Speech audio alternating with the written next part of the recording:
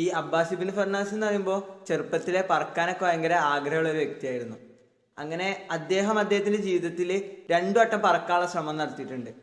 ആദ്യത്തെ വട്ടം എന്ന് പറയുന്നത് അവിടുത്തെ ഒരു ഗ്രേറ്റ് മോസ്ക് ഉണ്ടായിരുന്നു കൊർദോവയിലെ.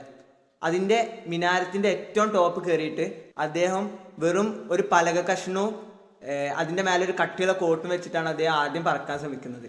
ആ പറക്കുന്നത് അദ്ദേഹം സക്സസ്ഫുൾ ആയിട്ടുണ്ട്. എന്ന് വെച്ചാൽ അദ്ദേഹം ഒരു കുറച്ചു നേരം ആകാശത്ത് പറന്ന് അദ്ദേഹം ലാൻഡ് ചെയ്തിട്ടുണ്ട്. അങ്ങനെ അതിൻ്റെ കോൺഫിഡൻസിൽ അദ്ദേഹം എന്ത് ചെയ്തു, കൂടുതൽ പഠനങ്ങളൊക്കെ നടത്തി.